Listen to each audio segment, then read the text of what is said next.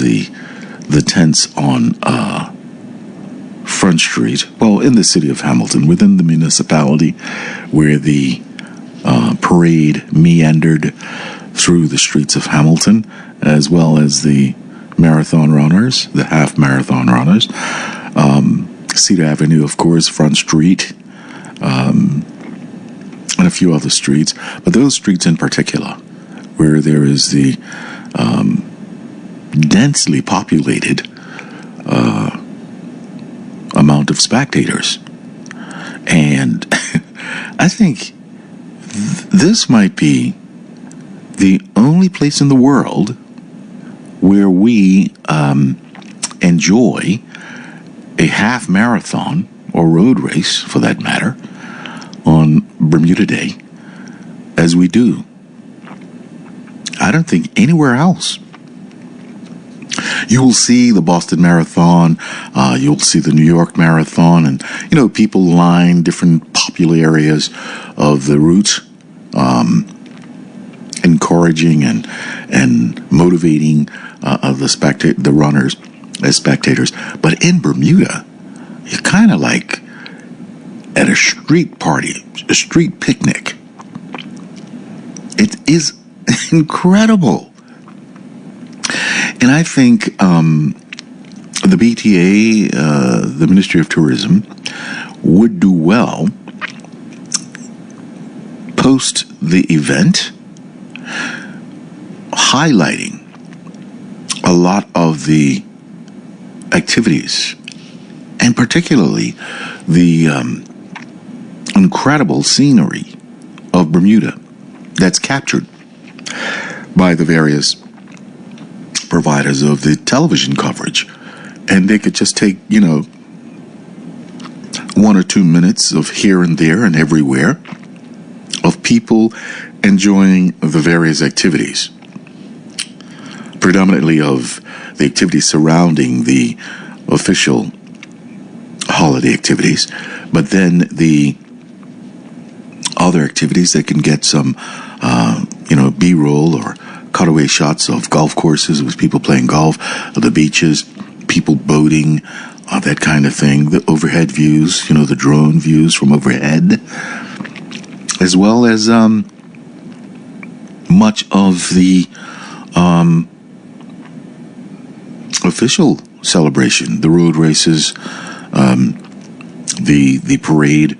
It's just so much content that I think if it were to be cut up and edited in ways that would be great marketing content as a post call to action, because this is the beginning of the summer, and people will get a perception of Bermuda and Bermudians being the hospitable people we are and welcoming visitors by just seeing how we celebrate ourselves. Acknowledging our culture in the various ways. I think a whole marketing campaign for the summer months post Bermuda Day could be used in a way that would incredibly incentivize people to travel here. Because a picture, a video is worth 1,000 words, so they say. And I would agree. And with it being video, you're seeing actual movement, activity, people smiling, people enjoying their meal, and, the tents. Mercy. Whoever's selling those things are making a bundle. It's a good investment, because you're not just going to use it for the one event. If you go to the beach, if you go to a cricket match, if you have somewhere around your residence where there's enough room to pitch it and enjoy a barbecue outside under the same tent, it is a good investment. The colors of the tents, and they're like, packed. Just incredible. The panoramic view of the colors of those tents mixed with the fashion, the color of the floats and the gumbays and the different majorette and other groups who make up the complement of participants in the parade is phenomenal. It really, really is. And it's very unique because of the way, we do our thing here in Bermuda on Bermuda Day. So I would suggest, if it has not already been thought of, that there be a post-Bermuda Day marketing campaign that could go on throughout the summer.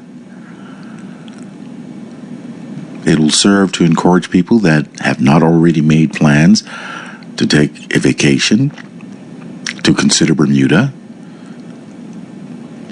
and they would come expecting to enjoy the beautiful people of this country,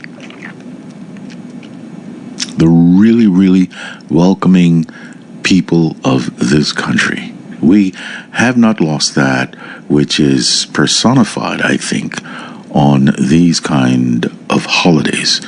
That would also include Good Friday. It would include Cup Match. It would include the Christmas holiday period as well. We really, show the Bermudian spirit during these particular occasions. And I think it's a good thing, and would even serve the country better if we exploited the wonderful experiences that are captured on video with the world in a concerted way, by way of a marketing campaign. Just an idea. Wouldn't take much effort. Just take cooperation of those who are capturing the videos. The two main entities, CITV as well as the Bermuda Broadcasting Company, who does just a fine job covering the road race. And just speaking about our beloved island country, notwithstanding challenges that, we all are aware of, that are not very much unlike anywhere else in the world, for that matter. We just are blessed that it is not as severe in most instances, comparably speaking, to larger jurisdictions who have huge challenges that Bermuda pales in comparison, which is a good thing. Still a very safe destination, per se, for those that would be traveling here for leisure purposes. Very, very safe. We don't have the kind of thing that we once were really worried about, which was the handbag snatching and that kind of thing, where tourists were being targeted. That has kind of fallen away. I haven't heard of an incident like that for quite a while. I do think that in time, the television apparatus, that technology, as it is more refined and monitored, it will indeed go a long way toward prevention, because the intelligence will be captured by way of the visual monitoring of various parts of the island. I don't think that's a bad thing. And in the United Kingdom, you can't go anywhere without being watched. Not as bad as China yet, but it does serve as a deterrent. And even the speed cameras in the United Kingdom, they are so finely tuned and refined that as soon as you are breaking the law, you are emailed or mailed, because they would have the intelligence by way of the license plate to get your address. But even more so, the cameras are so high-tech that they capture the driver, so they can visually identify the driver. So if it's someone other than the owner driving, that person can easily be identified because the video technology captures a photograph of the driver and the license plate. So it's indisputable when you're breaking the law. Says what speed as well. So I would imagine that the technology that has been deployed by way of the CCTV cameras here in Bermuda would provide the same kind of assistance and thus hopefully serve as a measure of prevention. But as I was saying, since we're talking about Bermuda, there was something that was sent to me that I think is worthy of sharing. I think much of it is pretty accurate, but you can decide for yourself. I'm going to play it. It's not very long, but it's rather detailed and in-depth, and I think it's like a mirror reflection of who we are, based on the perspective of the content of the details that are captured in this particular piece, which I'm going to share with you here on Magic 102.7 right now. In the middle of the Atlantic, there's an island that has zero natural resources, sits totally isolated, and is a literal bullseye for Hurricane Alley. Geographically, it should be a desolate rock that we collectively ignore, but instead, it's an incredibly wealthy country with over 60,000 people. Why? Because this tiny island placed billion-dollar bets on the world's worst natural disasters. I'm Jeff, and this is the incredible geographic story behind Bermuda.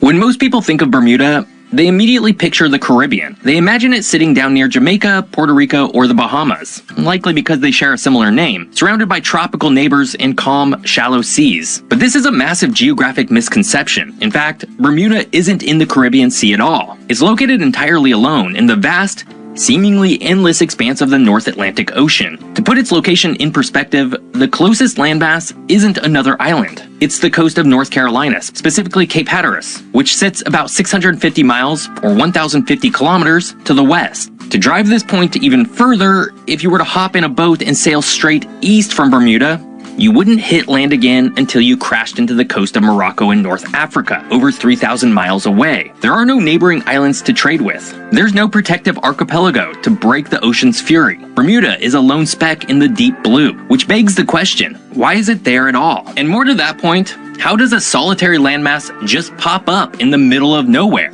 The answer lies deep beneath the ocean's surface, in a violently explosive past. Bermuda is actually the very tip of a massive, extinct underwater volcano known as the Bermuda Pedestal. Millions of years ago, a geologic hotspot punched a hole through the Earth's crust, spewing lava and building a colossal mountain that rose 15,000 feet from the sea floor. Over time, the volcano went dormant and began to sink back down. But as it sank, something remarkable happened. Microscopic maritime organisms began building coral reefs around the rim of the sinking caldera. As the sea levels fluctuated over successive ice ages, these reefs were exposed, crushed into sand by the wind and waves, and compacted into solid limestone. So when you walk on Bermuda today, you're not walking on volcanic rock. You're walking on the fossilized remains of millions of years of coral reefs, resting high above a submerged volcanic mountain. But being an ancient coral reef comes with a severe, almost fatal, geographic drawback. A drawback that should make human life here almost impossible. You see,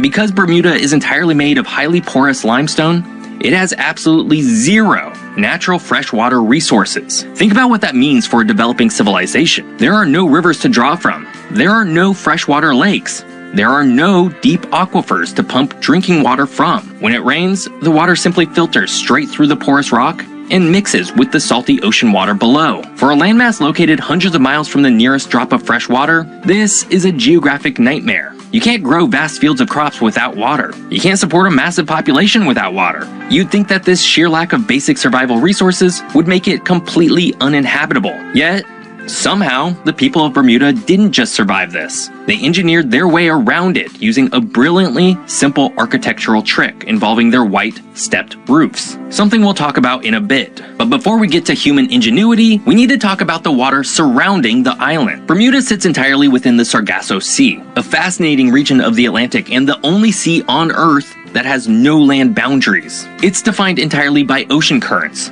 forming a massive, slow-moving vortex.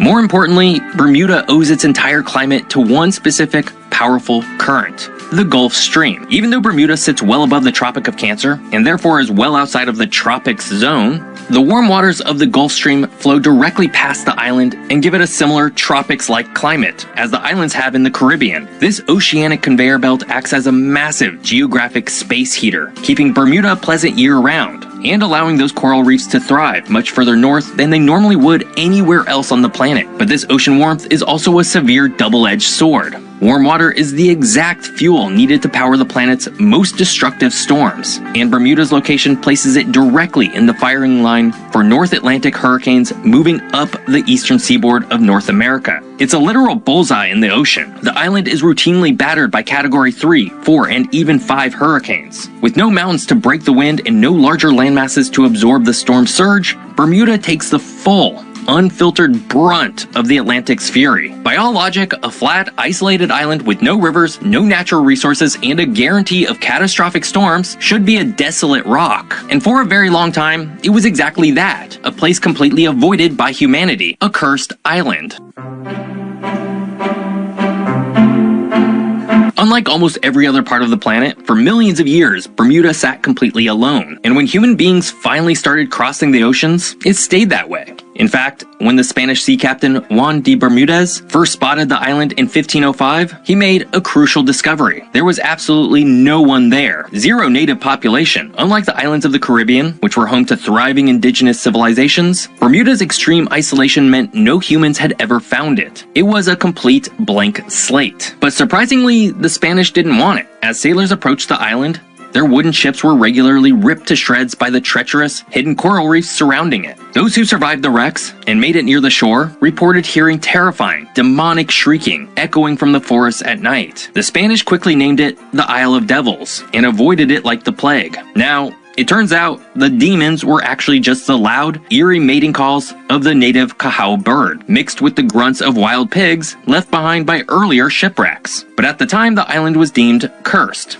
And so, it sat empty for another century. It would take a massive, terrifying natural disaster to finally force humans to settle the Isle of Devils. In 1609, an English ship named the Sea Venture was carrying colonists to the new settlement of Jamestown, Virginia. But en route, they sailed straight into a massive hurricane. Taking on water and rapidly sinking, the ship's admiral spotted Bermuda and intentionally drove the vessel into the island's reefs to prevent it from going down in the deep ocean. All 150 people survived. They spent 10 months on the island, building 2 new ships from the wreckage and native timber to finally sail on to Jamestown. But the island had made an impression.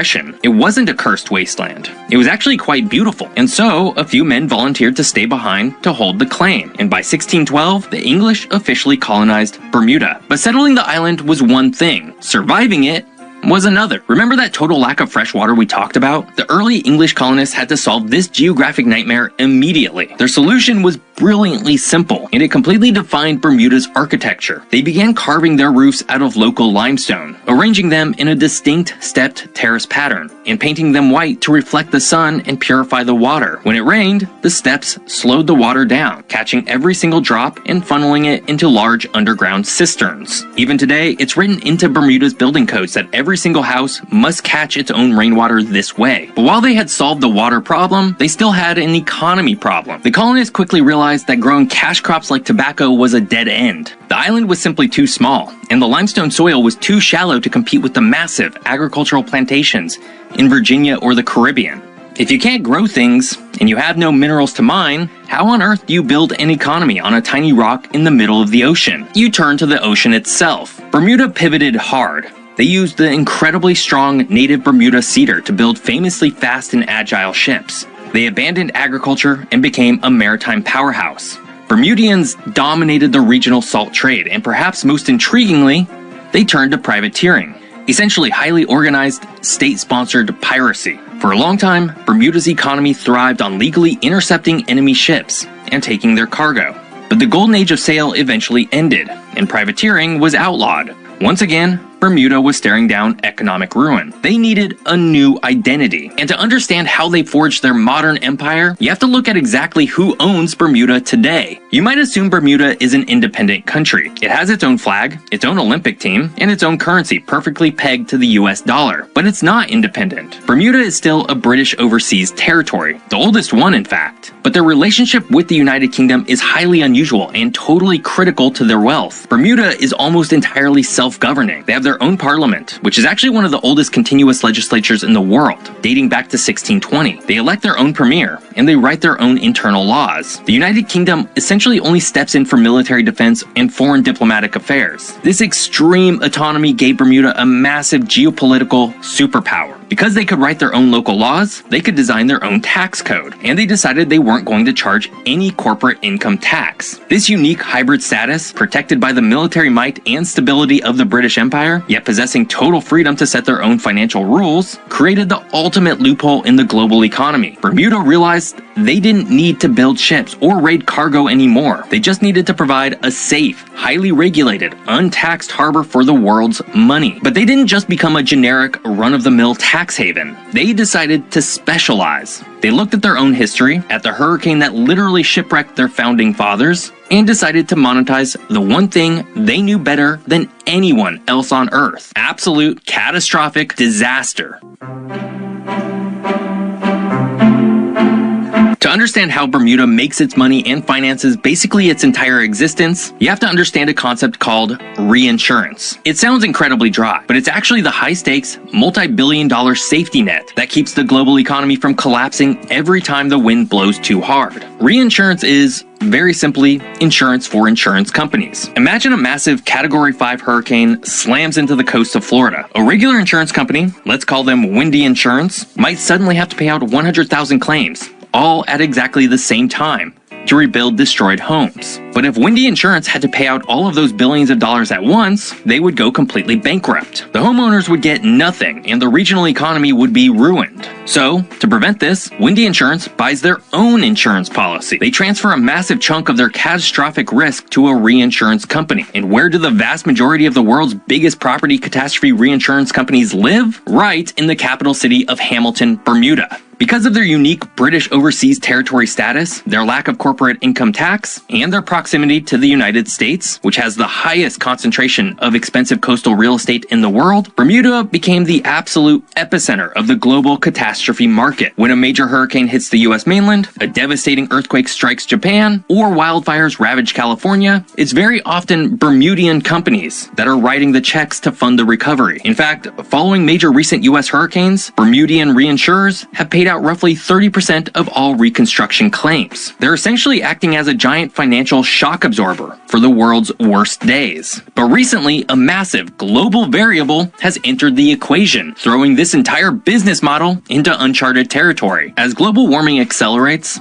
ocean temperatures are rising, and as we learned earlier, warm water is the exact fuel that powers Atlantic hurricanes. This means natural disasters are increasing in both frequency and ferocity. We're seeing stronger storms, heavier rainfall, and more destructive storm surges. Now, you might think that more disasters would be catastrophic for a country whose entire economy is based on paying out disaster claims. But counterintuitively, it has actually made Bermuda even wealthier. As global risks increase, standard insurance companies are panicking. They need to offload their risk now more than ever, which drives the demand for Bermuda's reinsurance products through the roof. Because the risk of catastrophic storms is higher, Bermudian companies can charge significantly higher premiums for their coverage. They employ armies of the world's smartest climate scientists, meteorologists, and data analysts to build incredibly complex mathematical models predicting exactly how and where a storm will hit, allowing them to price their risk perfectly. they're not gambling blindly. They're making highly calculated bets on the climate. And what does all of this macro-level, trillion-dollar financial maneuvering actually mean for the everyday people living on the island? There's a very real, if tiny, human population living in Bermuda after all. Despite its massive footprint on the global economy,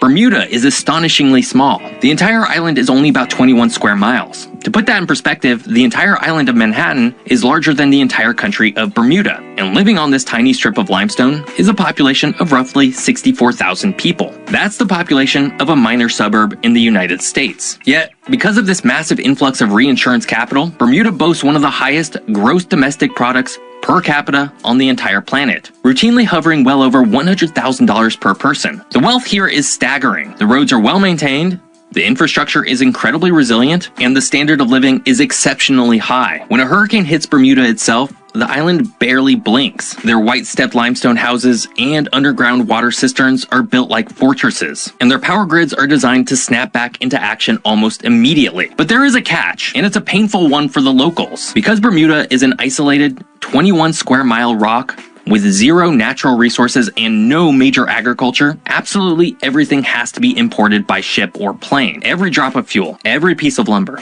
every car, and nearly every single piece of food you buy at the grocery store has to travel hundreds of miles across open ocean to get there. Combine that extreme supply chain cost with the massive influx of billionaire executives driving up real estate prices, and Bermuda has consistently ranked as having the highest cost of living in the world. Earning $100,000 a year in Bermuda doesn't make you wealthy. In fact, it barely makes you middle class. So, in the end, Bermuda is a bit of a geographic paradox. It's an island that should be unlivable. It has no water, no resources, and sits completely alone in the crosshairs of the world's most violent ocean. Yet, through sheer human ingenuity, architectural adaptation, and a brilliant cutthroat pivot into the world of high finance risk, it turned its greatest geographic curse into its greatest economic asset. I hope you enjoyed learning all about Bermuda. If you did, be sure to check out this video all about Magingo Island. Magic, magic, magic, magic, magic, magic. Hello, this is Tanae Ferbert, Minister of Youth, Social Development, and Seniors. Right now, nearly 2/3 of our children are spending more than 5 hours a day on screens. Most of that time is on social media, and about 70% state that nobody actively monitors their screen use. We are also seeing this in younger children, primary school age. The impact is already showing: poor sleep, trouble focusing, rising anxiety. Parents, you have an important role to play. Know what your child is doing online. Set clear limits. Stay engaged, because the online world is shaping how they think, feel, and see themselves. For more information about the impact of early cell phone and social media use, please visit www.sfcbermuda.com.